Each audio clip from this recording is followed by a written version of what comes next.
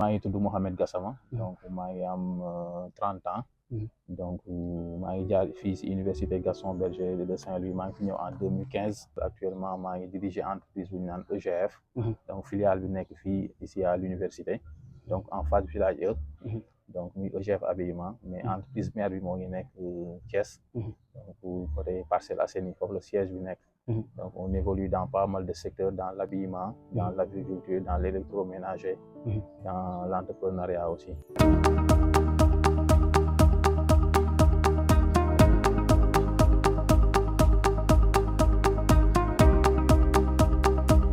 mbokku téléspectateur ñu am tey mbégte ak kontaante di dalal suñu mag suñu xarit Gassama war a waxtaanee tey parcours de vie am war a waxtaanee tey jaar-jaaram fi mu jaar ba yegg si fii parcours étudiant wam fan la jaar ba nekk étudiant ensuite fan la jaar ba nekk un entrepreneur avéré alors tey bi ñuy wax Gassama ñu gën la xam ci le chef d'entreprise EGF su ma juumul tey yan motivation lan moo la motiver tey ba nga plongé wu dans le milieu de l'entrepreneuriat tey boo ñu doon jox ces motivations lan nga ñuy énumérer. donc ñëw nañ fii voilà def sociologie mais au-delà de sociologie bi am nañ yenn modules yi nga xam ni ça nous permettait voilà de voir réellement de projeter même j'allais dire nos futurs par exemple comme yenn cours Samba Ndiaye professeur Samba Ndiaye que je salue de passage am na cours yu ñu doon de sociologie développement wala yenn cours yi projet et cetera donc pour dire vrai foofu laa njëkk a xamee réellement lan mooy projet je me souviens am na cours bu ñu mosoon def mu laaj kan moo am projet si classe bi yëpp mais pour dire vrai classe bi yëpp man maa fa yëkkati woon sama loxo expliquer sama projet et depuis lors aussi dama doon encourager naan ma je cherche des étudiants comme toi donc loolu aussi permettre na ma woon voilà ma gën a avancer mais aussi ma gën a ubbi sama bët xam ne réellement li ma doon def am na njariñ te loolu aussi moo ma ubbil aussi yeneen opportunité après par la suite si laa doon laaj parce que xam nga rek première année deuxième année généralement da ngay am des quantum horaires libres c'est vrai daanaka presque doo def cours yu bari ci semaine bi donc bon yeneen collègues yeneen camarades yi bon ñoom dañuy préférer ñii dem jouer football ñii dañuy préférer voilà nekk ci ataaya wala yeneen mais man maa ngi doon préférer sama heure libre yi xool lan laa mën a yokkaat comme xam-xam donc moom permettre woon après si la recherché ñu laaj ma ñu ni ma am na incubateur bu nekk fii ci université bi te incubateur objectif am mooy accompagner étudiants yi nga xam ni bëgg na yëngatu ci auto-emploi wala entrepreneuriat et loolu moo doon élément déclencheur bi c'est par la suite que j'ai demandé des renseignements ma dem ba incubateur voilà et on m'a expliqué donc les modules disponibles mais aussi accompagnement bu ñuy defar et c'était en 2017 yooyu 2018 et je me suis renseigné davantage si lañ ma wax am na fa il y a la possibilité de faire des formations de 3 mois en entrepreneuriat et là et durant cette période am na benn ONG bu fi nekkoon Equivox la tudd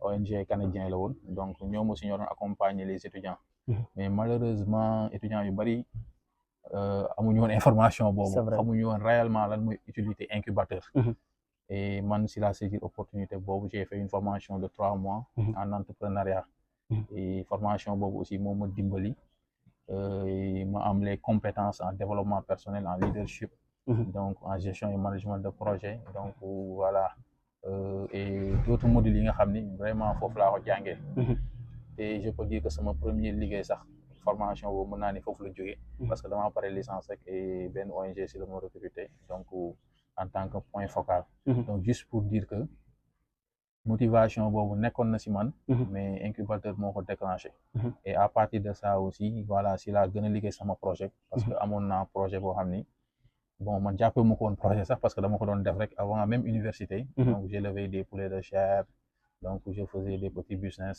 mais sans pour autant même être avoir cette conscience que c'est de l'entrepreneuriat c'est vrai voilà c'est vrai mais après nag à travers formation bi ma def aussi si laa développé projet boobu donc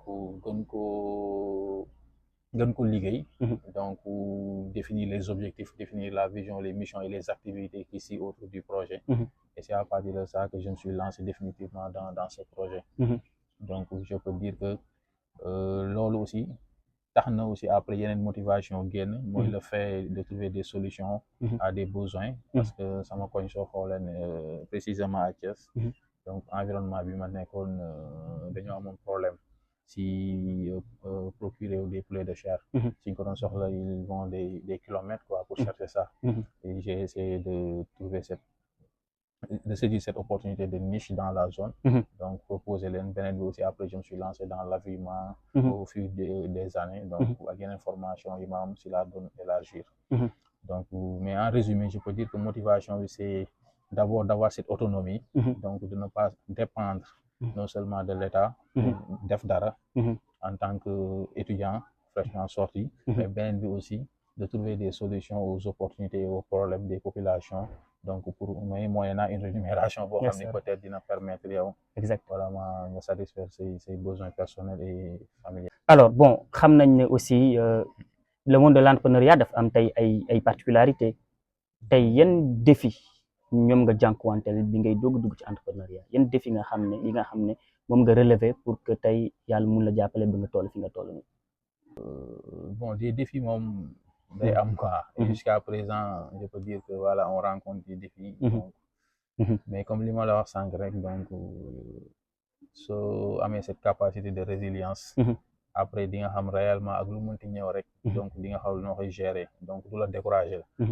Donc entrepreneur aussi dafa nekk koo xam ni. il doit avoir ses caractéristiques. Donc ses capacités de résilience ak motivation boo xam ne à chaque fois moo koy permettre. Donc mu avancer quel que soit aussi voilà les résultats. Que ça soit de mauvais résultats ou de bons résultats. Mais soo xoolee man personnellement c'était pas facile pour dire vrai. Parce que imaginez un jeune bu ñu orienté à l'université. Donc pour nga jàngi. Mais après par la suite nga bëgg ne da ngay élever ay poulets de chair. C'est-à-dire déjà rek vision boobu parents yi mën nañ bañ a comprendre quoi. C'est vrai. Au début c'était pas facile parce que ñooy naan bon yow dañ la yóbboon pour nga jàngi. léegi nga bëgg a ñibbisiwaat ne da ngay toog di élever ay poulets de chair tu vois. Donc parce que ñoom ñu ngi koy gisee neneen alors que yow. tu sais réellement que li ngay def nii voilà nit ñi ñoo ngi koy jàng xam-xam la. Parce que ici à l'université de l'UFR agronomie je peux dire que ay techniciens donc lay former en aviculture wala horticulture et cetera pas mal de domaines ñu ngi fay former ay techniciens. Mais juste que parents yi pensée bi ñu amoon bu njëkk mooy après bon tu dois finir dans les bureaux quoi. Alors que loolu modèle je peux dire que modèle bu archaïque la quoi. léegi jamono ji weesu na foofu. Parce que man musuma gëm ni compétence bi après pour toog bureau la. waaw bien vrai que mën nga liggéeyal nit ñi. mais liggéey bu njëkk sa bopp nga war a mën a liggéeyal. mais par rapport ak yow domaine bi nga xam ni mooy sa passion. te man élevage dafa mës a nekk sama passion pour dire vrai. parce que ay seconde première terminale laa ko doon commencé di def ay voilà 10. donc depuis lors même maa ngi si du yëpp secteur mais secteur phare. GF on peut dire que c'est l'aviculture. Donc après parents yi bon j'ai réussi à les convaincre. Parce que aussi les parents il faut essayer de discuter avec eux donc de les convaincre. Donc de faire de telle sorte que ñoom après ñoo la war a mën a appuyer. Parce que mënoo ni da ngay yëngatu ci entrepreneuriat ba pare voilà tu as des problèmes de famille ou bien les parents ne sont pas d'accord. Là moom tu risques de passer à côté. Mais à force de persévérer si tu essaies de les convaincre de leur expliquer la vision que tu as. Les objectifs et l'utilité même de faire cette activité. Donc finalement dañuy ñëw voilà tomber voilà en accord avec yow tes principes et les objectifs et c'est comme ça que j'ai eu à faire. Donc ne leen bon moi je continue les études. Mais activité bi may def nii aussi c'est important. D'autant plus que à travers l'activité j'arrive à me prendre en charge moi-même. À prendre en charge aussi mes frères et sœurs. Tu vois. loolu rek après ñoom commencé nañ voilà di m'accompagner. Parce que activités yi ñoom j'ai déroulé les activités à Thiès. Pourtant j'étais à Saint-Louis. mais ñoom parfois ñoom sax ñoo doon superviser. dem nañ ba tomber voilà retrouver ma si activités yi ma leen doon expliquer. Donc beneen bi aussi c'est par rapport aux moyens quoi. Au début aussi bon. Nous savons tous qu'avec le début d'un entrepreneur, souvent on dit que les moyens, bon, ça compte pas ou bien les moyens ne font pas le projet, mais à un moment donné, tu as besoin des moyens pour avancer. Parce que mais aussi tu as besoin d'augmenter la production. Mais production bien augmentée, tu as besoin intrants et de matières premières, etc. C'est augmenter pour satisfaire les clients. Mais bon. On s'est fixé des objectifs, il y a comme tout au fur et à mesure il y a le dimbali, donc on avance et on a fini par contourner cette, je peux dire, contrainte. Et alhamdoulilah quoi, jusque là on essaye de satisfaire donc avec les moyens du bord. donc amuñu nag accompagnement benn structure. Donc on a juste essayé de travailler avec la famille quoi. Donc voilà pour gérer parce que soo gisee EGF c'est entreprise Gassama et Frères. Donc j'ai essayé d'impliquer toute la famille. Donc expliquer leen vision bi. Et en retour ñoom ñoo ñëw jàppale ñu si liggéey boobu. Donc ku nekk aussi li mu yor mu def ko si. Et on essaie de formaliser et de gérer l'entreprise. lu naan lu kenn mën ñett ko ndax voilà. C'est vrai. Donc avec l'accompagnement de la famille on a fini par gérer ça. Alors tey Gassama gis nañ sa parcours c'est un parcours qui est inspirant tey boo doon jox conseil nos jeunes frères boo doon jox conseil étudiants yi nga xam ne aujourd'hui ñoo ngi à l'université ban conseil nga xam moom nga leen di jox. waaw bon je peux dire peut-être mën naa ne tuuti naa su joxe conseil parce que man jusqu'à présent maa ngi si yoon bi. Donc te lu ñaan su waaxu am na ñu koy waxee su waaxu su ndox jeexul waaxu du jeex. Je pense c'est ça mais juste pour dire que muy man muy jeune étudiant yëpp. Essentiel mooy ñu bañ a xaar en fait. Parce que loolu fi ñaay di wax rek ndimbal la si fekk loxol borom. Et un de mes professeurs je pense c'est monsieur Dimé. Dans son article l'université sénégalaise fabrique de chômeurs et d'handicapés professionnels. Il avait dit l'université sénégalaise est un fabrique de chômeurs et d'handicapés professionnels. Pourtant ce sont les étudiants qui sont là, donc ils ont capitalisé beaucoup de théorie, mais le problème bi mooy c'est la pratique qui pose problème. Peut-être nag système bi bon permettre avec le système sénégalais permettre gars yi di pratiquer lu bari. Parce que dañoo jàpp ni souvent rek après théorie bi te entreprise yi bon c'est autre chose quoi. Le milieu professionnel c'est la pratique pour dire vrai. Foofu soxlawuñu théorie. C'est vrai. Américains yi ñoom ils sont en avance. ñoom ñoo naan learning by doing. C'est-à-dire ñëw pratiquer li nga mën diplôme bi da nga koy tegee de côté. Donc je pense que fii aussi gars yi commencé nañoo yeewu donc voilà commencé nañ xam ni carrément solution bi. c'est la pratique. Donc juste pour leur dire que il faut ñu dem si sens boobu. Parce que étudiant bu nekk dafa war a am lu ñu naan PPP c'est-à-dire le projet personnel professionnel. C'est-à-dire waroo nekk aveuglement rek nii di jàng. C'est vrai. Mais au-delà de jàng aussi war nga ubbi say bët xam ni man ban carrière laa war a am. Après. C'est-à-dire mais malheureusement ñu si bari dañuy ñëw fii nekk pare xamuñu sax lan la ñuy def. C'est vrai. C'est vrai. Donc loolu aussi après bon ça pose problème. Mais je pense que solution bi dina bokk si. ñu bañ a limiter wu rek si domaine bi ñu nekk. Parce que xamoo yow fan ngay réussir. xamoo aussi ban porte moo lay tijji. te gars yi aussi dañoo soxla ni ku flexible jamono ji foofu la toll. su ñëwee flexibilité c'est-à-dire waroo mën a couler ñii rek. Pourtant moi j'ai fait la sociologie mais je me suis retrouvé à l'entrepreneuriat. C'est vrai. Donc c'est ça en fait. Les premières postes bi j'étais fraîchement sorti de l'université am licence. Mais j'ai postulé dans un poste ñu may laaj 3 ans d'expérience je l'ai dit bon awma expérience su liggéey fenn. mais am naa expérience su liggéey sama bopp. Vous voyez. Donc au-delà de loolu ma leen bon en tant que jeune l'essentiel mooy ngeen may ko chance. On essaie de voir quoi. Donc si lañ ma may chance si projet bi j'ai travaillé 2 ans. J'ai fait des résultats ñu signé mon contrat 3 ans. Donc en tant que point focal te ba ma ñëwee aussi am naa ñoo xam ne ñoo nekk sama ginnaaw. Il y a le référent en entrepreneuriat mooy woon sama ginnaaw. Le technicien en agricole mooy woon sama ginnaaw pourtant jàngum agriculture. Mais cette capacité de manager moo ma permettre ñoom ñëpp. Donc maa leen doon couvrir. Après j'étais censé faire les rapports faire des situations. Envoyer. Tu vois donc yooyu yëpp c'est juste pour dire aux jeunes c'est-à-dire bu ñu limité wu. bu ñu gis ni lii dañuy laaj expérience 3 ans rek c'est pas fait pour moi. bu ñu gis ni lii kat mënuñu ko. Je pense que lu ñu naan cette audace. Il faut ñu audacieux. benn il faut aussi ñu am motivation ñu gëm suñu bopp la confiance en soi. Parce que yooyu su dee amul rek souvent on a tendance à dire que affaire yi doxul wala lii defuñu ko pour man. Alors que ñeneen ñi koy réussir je pense que voilà benn yàlla moo fi nekk rek. Donc ñoom aussi gars yi jógewuñu ci kaw ñëw jëleen déedéet c'est parce que ñoom ñoo def les premiers pas ñoo am esprit d'initiative boobu. Je pense que ñun noonu lañ def. Et actuellement on dit que l'entrepreneuriat c'est pas une alternative mais c'est la solution. Il faut que ñu gëm ko waxuñu ñëpp dem ci benn secteur mais ku nekk secteur bi nga jàpp ni. am nga fa expérience. wala bokk na surtout sa passion. war nga jéem a dem jéem a xool looy teg pour avancer.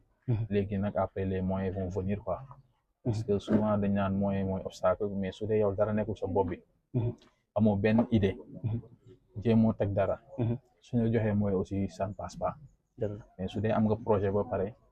xam nga ni xaalis bi tey suñu la accompagner lii nga koy def. Là si le financement vient. tu vas réussir. Je pense que foofu laa leen niveau. Donc surtout ñu bañ a xaar état. Parce que état c'est pas à lui de trouver des emplois. Mais état il est là pour accompagner. Mais c'est à nous en tant que jeunes, surtout jeunes étudiants intellectuels. Donc je pense qu'on peut trouver beaucoup de solutions aux problèmes. Te idée de projet du dara lu dul nga xool dans l'environnement micro ou bien dans le macro environnement lan mooy problème nit ñi. C'est juste ça. Chaque problème peut-être exemple ma jox habillement ici au sein du campus. Pourtant moment bi ñu ko fii teg amul woon ici à l'université. Tu vois étudiants yi dañuy jógee fii dem ba ville chaque jour pour wut habillement. Et c'est ça, on a réfléchi à ça. Pourquoi pas essayer de mettre quelque chose ici au campus. Étudiants yi au-delà ñu perte temps dem feneen mais ñu ñëw indi leen benn solution. C'est juste ça. Donc nous mën a nekkee ci habillement bi noonu la mën a nekkee ci yeneen domaine. L'essentiel c'est d'ouvrir les yeux. L'essentiel c'est d'avoir ce flair d'apporter des solutions. Parce que l'entrepreneur, c'est quelqu'un qui apporte des solutions aux problèmes. Donc, et en retour, l'argent va venir, quoi. Donc, pour voilà, satisfaire les besoins et prendre en compte de manière générale. Donc, voilà, le bon fonctionnement de l'entreprise. Donc, je pense que, voilà, goudou, mais c'est ça que je voulais dire aux étudiants et aux jeunes entrepreneurs, mais aussi pour nous baña yakamti. Parce que l'entrepreneuriat, du lo xamni da ngay dugg rek pour am xaalis, non. Su dee xaalis mu rek mooy sa motivation, je pense que mën nga nekk leneen mais nga bàyyi entrepreneuriat parce que il y a beaucoup de risques et de défis. Donc au sein de l'entrepreneuriat yoo xam ne à tout moment mën nga ko jànkonteel. Donc bañ a ragal tamit parce que su dee dafa metti rek nga daw suy neex doo xam fan lay neexee quoi. Donc lu mu metti nga am cette capacité donc de trouver des solutions nga xaar ko donc après nga jéem a avancer quoi. Mais aussi avoir une bonne formation surtout parce que les grands entrepreneurs actuellement avec la nouvelle technologie les STEM etc yooyu yëpp donc l'entrepreneur ou bien le jeune entrepreneur ou bien l'entrepreneur du 20e siècle doit prendre en compte tout ça parce que loo doon jaay sans la technologie actuellement avec la technologie c'est plus rapide. Donc tu économises en communication, tu économises en marketing, mais aussi tu touches des cibles yoo xam ni su doon technologie doo ko mën a cibler. Donc et ça on a besoin de formation parce que l'entrepreneur c'est quelqu'un qui fait des formations perpétuelles quoi. Et l'essentiel moo lay permettre nga nekk au diapason de l'actualité mais aussi nga mën a trouver des solutions et apporter des solutions quoi. Donc merci beaucoup.